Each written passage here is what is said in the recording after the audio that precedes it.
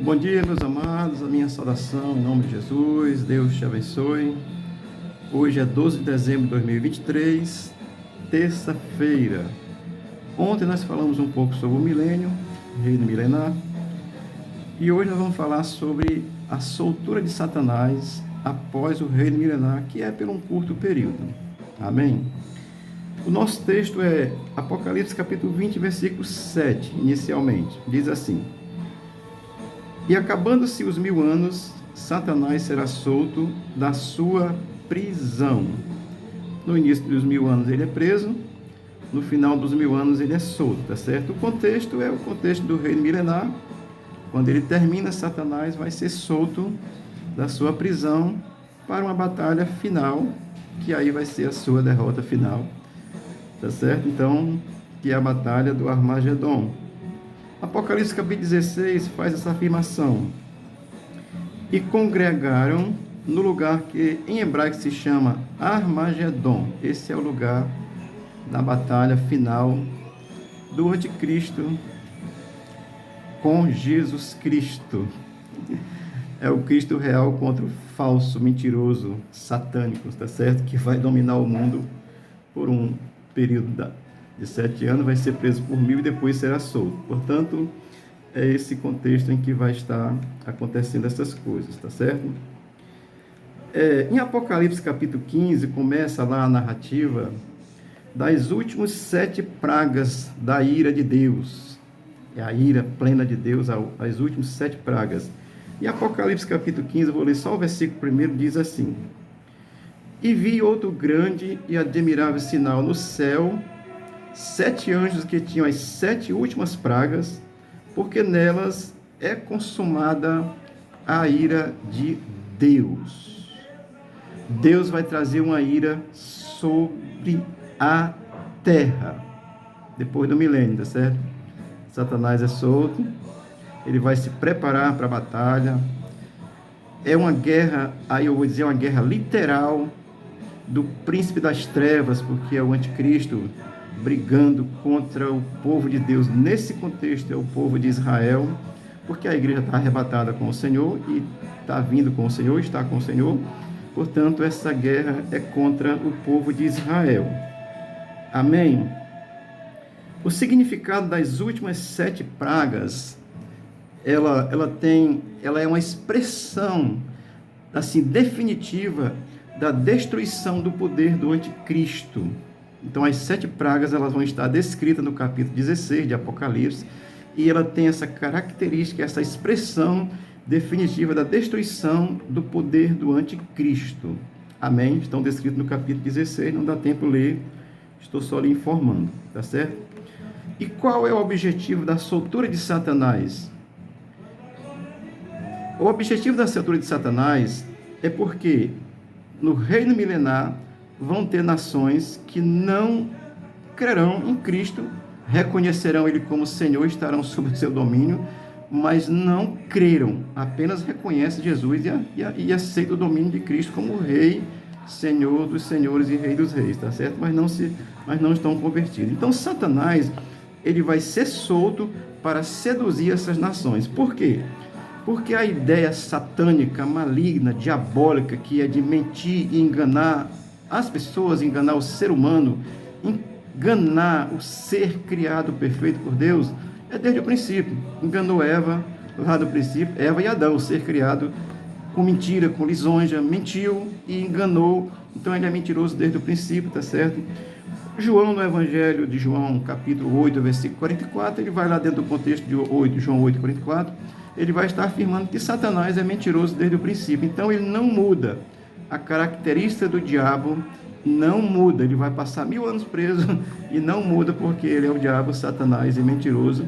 E eu já disse a você, numa palavra anterior, que o espírito do diabo está no mundo, e o espírito do anticristo já está no mundo e já está aplicando as suas mentiras, devassidão, imoralidade, perversão, e isso vai se apurar, vai se aperfeiçoar numa promiscuidade tão severa no tempo da tribulação, tá certo? Então ele será preso, e a finalidade da sua soltura, o objetivo da sua soltura é porque ele vai ainda tentar enganar as nações. Veja o que diz Apocalipse capítulo 20, versículo 8, diz assim: e sairá a seduzir as nações que há nos quatro cantos da terra, Gog e Magog, a fim de reuni-las para a peleja.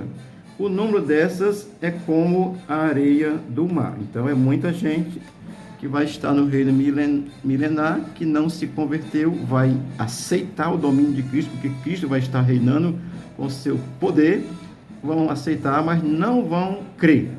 Então Satanás vai sair, vai ter os que vão crer nesse período, eu já expliquei anteriormente, mas Satanás vai sair a enganar essas pessoas, vai sair a seduzir, porque é o espírito do diabo a enganar.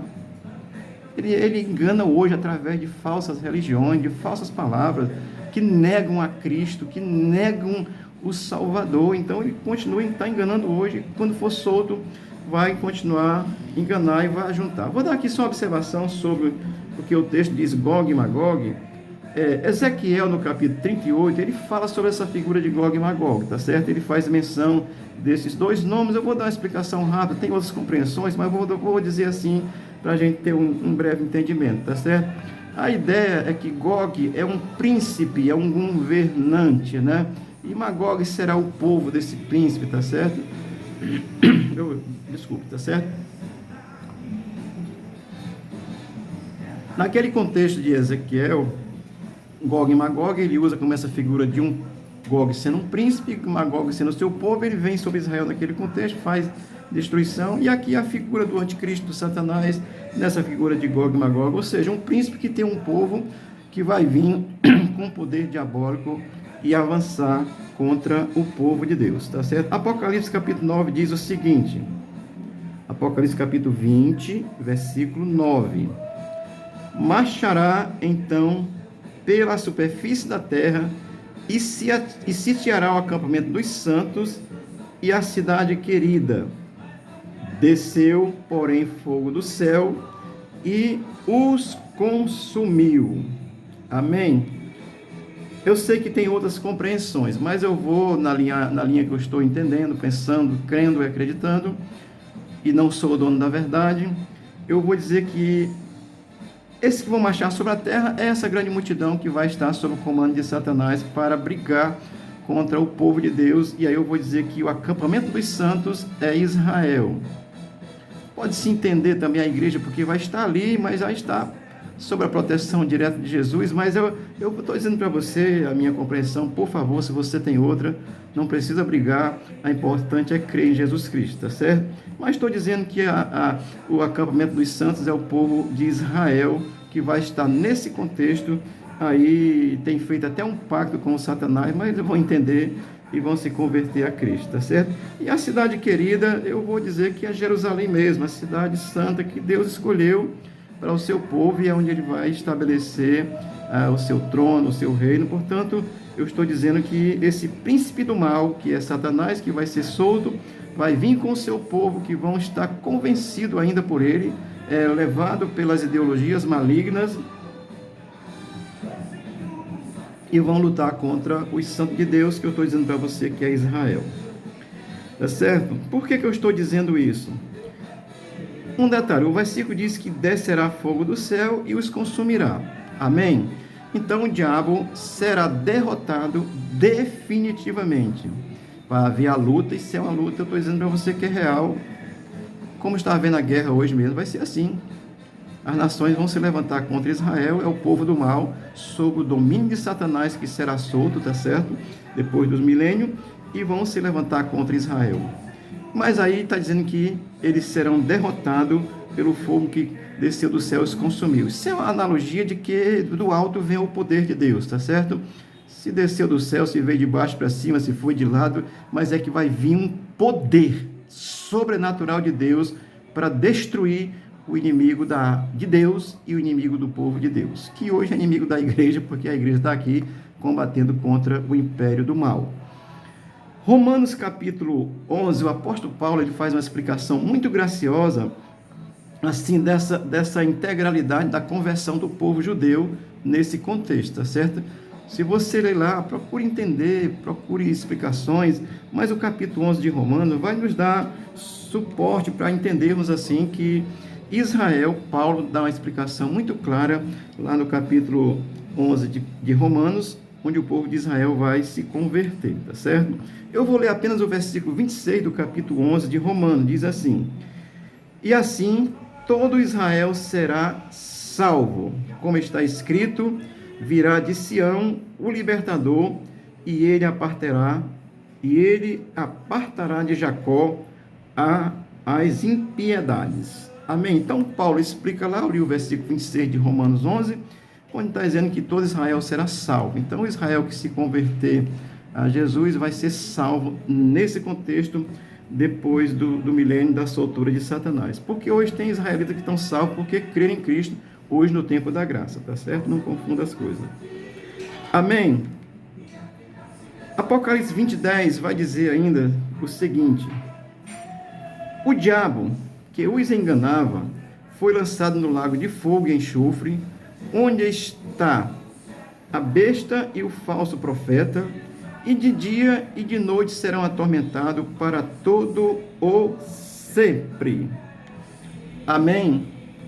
Aqui é a derrota final de Satanás. Cristo vai ter a luta, vai ter a guerra do mal contra o povo judeu, contra o povo de Deus, e Deus vai intervir e vai derrotar Satanás com o seu império, com aqueles que o seguem, com aqueles que seguem ele hoje, tem chance de se arrepender hoje, tá certo? De crer em Cristo e aí está justificado e salvo, tá certo?